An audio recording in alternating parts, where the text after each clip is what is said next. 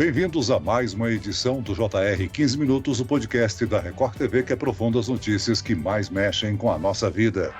Já estava quase tudo pronto para a viagem, quando Ellen ficou sabendo que a passagem de Belo Horizonte para o Rio de Janeiro em setembro não seria emitida. Eu comprei a viagem por R$800.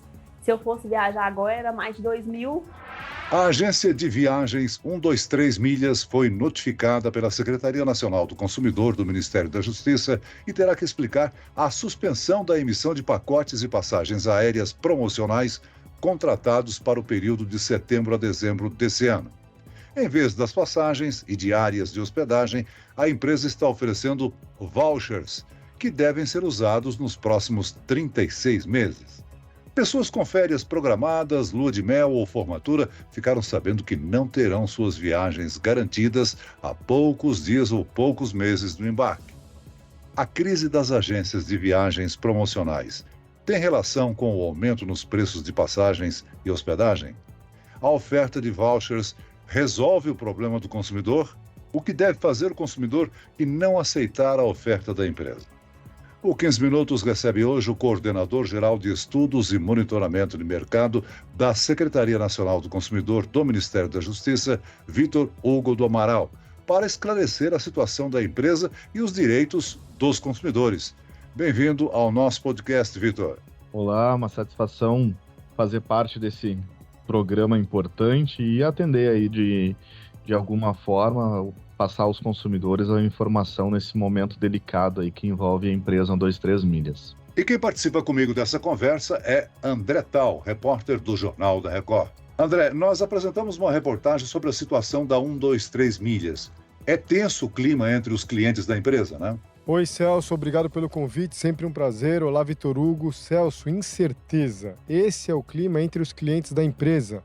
A dentista Evilene de Cristófaro, por exemplo, ia comemorar o aniversário do marido em Miami, nos Estados Unidos. Um monte de problemas para resolver em relação ao hotel, a carro, tudo que a gente já planejou e a gente não sabe realmente o futuro dessa viagem, né? Coordenadora, a oferta de vouchers pela empresa resolve situações como a da IVE? O Código de Defesa do Consumidor ele é muito claro ao dizer que um contrato não pode ser alterado de forma unilateral. Então nós temos aí a primeira infração, a primeira situação que é considerada como prática abusiva, essa alteração unilateral, a não execução, não cumprimento da oferta. Então quando se tem uma situação que justifica essa alteração, nós temos que tomar consciência, nós temos que tomar conhecimento de que situação é essa, quais são os fatores, né? E tomando o pé dessa situação, dos fatores que alteram o contrato, o consumidor ele tem que ser ressarcido. E o que nós temos aqui é uma empresa que está fazendo a oferta aos consumidores pela não realização do serviço ofertado em vouchers, né? Não tem nenhum problema fazer a oferta dos vouchers. Ocorre que não pode ser a modalidade exclusiva de atendimento aos consumidores. Então, se eu sou um consumidor que fiz a aquisição de um pacote de viagem, esse pacote de viagem não pode, na sua não execução, ser resolvido ou ressarcido o consumidor apenas pela uma nova modalidade de viagem, que possa ser em 36 meses, como é o caso. O consumidor tem que ter a opção de escolha é dele, se ele aceita os vouchers ou se ele quer o dinheiro reembolsado, o valor pago, e inclusive com correção monetária. Agora, Vitor, além do que esses clientes pagaram para a empresa, muitas vezes a viagem envolve outros gastos e compromissos, como passeios, ingressos. A agência de viagens tem que cobrir esses outros custos dos clientes? Cada caso, né, vai envolver uma diversidade de situações que ultrapassa a questão só do dano material, mas também um eventual dano moral. Nós falamos aí de consumidores que têm habitualidade em viajar, consumidores que estão acostumados eventualmente a ter um cancelamento de viagem, mas também tem consumidores que têm uma condição aí que junta a possibilidade de ser a primeira viagem que vai fazer de avião, tá? Vai realizar um sonho de fazer uma viagem para o exterior, e é a primeira vez que isso está acontecendo. Tá? Além de que cada uma dessas viagens pode ser uma viagem a trabalho, pode ser uma viagem que contempla assistir um show, pode ser uma viagem que já tenha envolvido aí a aquisição de pacotes que envolvem turismo, que envolve hospedagem, que envolve alimentação. E aí nós temos que mensurar que cada caso vai ter a sua particularidade e esses danos também são evidenciados, né, são materializados a partir do cancelamento dessa viagem gerada pela empresa que frustra, então, a chegada desse consumidor até o seu destino final. Coordenador, em muitos casos, os clientes afetados pela decisão da 123 Milhas ainda estão pagando seus contratos com a empresa. O melhor é não suspender o pagamento e, se não concordar com a oferta da empresa, procurar resolver a questão na justiça? É complicado fazer essa análise quando nós temos o risco de não ter o contrato executado, né? Mas nós temos que entender o seguinte: existe na relação contratual minimamente 2 sujeitos. Nesse caso, quem oferta o serviço e quem faz a aquisição dele. O que nós temos é um fornecedor que se tornou inadimplente, um consumidor que não está cumprindo com a sua oferta. Se do outro lado nós temos consumidores ainda com parcelas a pagar, né, eles podem comunicar à empresa, pedir o cancelamento no momento em que eles estão. Tá? Agora, simplesmente não pagar por deliberalidade do consumidor é um tanto arriscado, porque ele também se torna inadimplente com aquele contrato. Né? E hoje o que a empresa está fazendo é: não vamos cumprir essas viagens nesse pacote promocional, tá? Porém, não tem aí um término, um rompimento total do contrato. E o consumidor, ele faz ou pedido de cancelamento, agora simplesmente deixar de pagar torna ele também inadimplente. Agora, Vitor, se o consumidor se interessar em receber o voucher da 123 Milhas, isso impede que depois ele entre com uma ação na justiça para reclamar dos prejuízos que teve com a decisão da empresa? São 2 situações diferentes, né? Ele faz hoje o recebimento desse voucher, ele aceita que a viagem foi cancelada e que a modalidade que ele está escolhendo é essa de ressarcimento.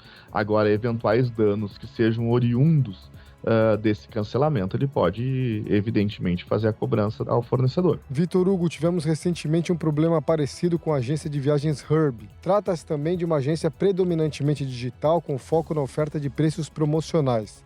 A Herb também teve dificuldade em cumprir contratos com muitos dos seus clientes.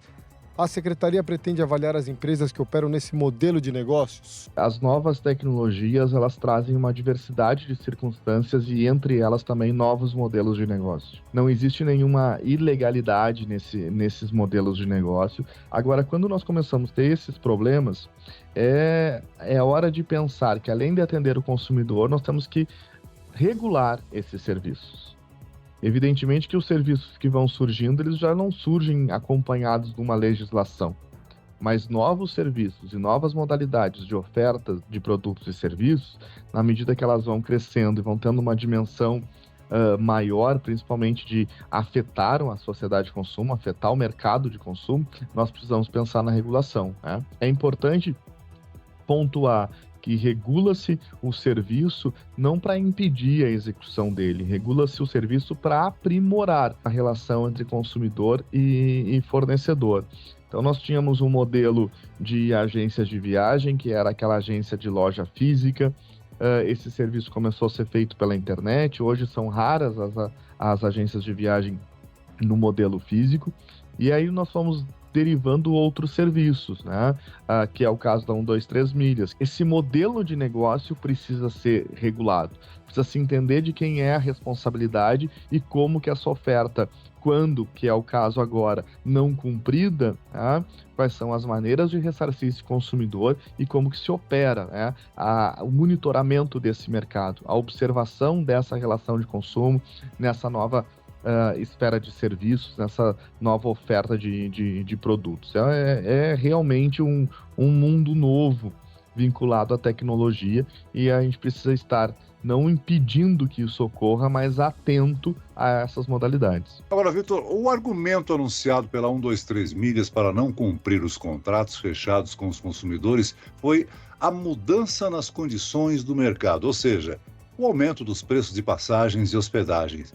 Essa é uma justificativa aceitável? Não, Celso, não é essa justificativa aceitável e tampouco qualquer outra que possa aparecer, né? Nós temos uma situação que é muito clara. O Código de Defesa do Consumidor diz que o fornecedor se torna obrigado a cumprir a oferta, a informação na medida daquilo que ele patrocina. Então, o risco do negócio, as modalidades de oferta, elas fazem parte do cálculo da gestão da empresa. Então, ela não pode simplesmente, hoje, negar o cumprimento daquilo que ela vendeu, negar o cumprimento da oferta em relação a terceiros. Situações adversas podem acontecer, e esse pode ser, sim, um argumento da empresa, mas não além de um argumento, pode ser também a realidade da empresa, mas não é um argumento que justifique o não atendimento daquilo que foi ofertado. Agora, que punições a 123 milhas pode receber da Secretaria Nacional do Consumidor? O Código de Defesa do Consumidor ele vai trazer um rol amplo de punições, né? Nós temos aqui desde uma advertência, aplicação de multa, a suspensão da atividade, cassação do alvará de funcionamento, se fosse o caso, contra a propaganda. Então, nós temos um rol amplo de medidas sancionatórias, né? Pode ficar configurado também como crime de consumo, daí entra nas questões de matéria penal, pode ser configurado também, se materializada a ideia de pirâmide, também como ofensa, infração às questões ligadas ao direito concorrencial, e aí são medidas aplicadas pelo CAD, né? Sai da nossa competência, mas tem uma diversidade, né? Não estou aqui afirmando, Celso, que esses são as situações já configuradas, mas se identificadas circunstâncias diversas que envolvem 123 milhas, ela pode sofrer uma série de sanções, né? Não só pela Senacom, mas também por outros órgãos. Muitas famílias já começaram a programar as viagens de verão e cada vez mais a internet é usada nessa área de turismo. Isso exige cuidados especiais por parte dos consumidores? Os direitos são os mesmos daqueles contratos fechados em agências de viagem físicas? Sim, nós não temos aqui nenhuma distinção do local, do modus operandi dessa relação de consumo. Na sua essência, nós temos um contrato de consumo, em que eu tenho um fornecedor, em que eu tenho um consumidor, que nós chamamos aí de sujeitos da relação de consumo, que estabelecem um acordo diante de um objeto, que esse objeto vai ser o produto ou o serviço, tá?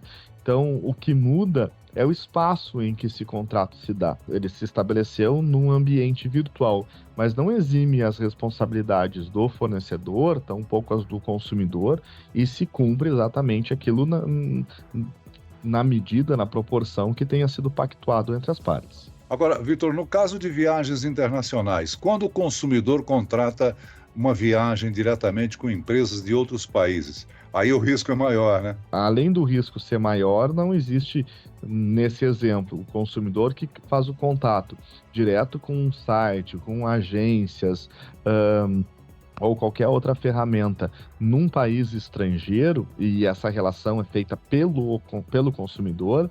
Então aqui nós não conseguimos, né, Celso, nem aplicar o próprio Código de Defesa do Consumidor. Nós estamos fora da nossa esfera jurisdicional, né? Não se aplica a legislação brasileira em outro país.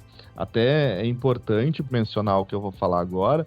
Nós vivemos aí um fomento grande do turismo, principalmente pós-pandemia, e existe algumas tratativas, inclusive pela ONU, de se ter aí algumas diretrizes mínimas de proteção ao consumidor turista, tá?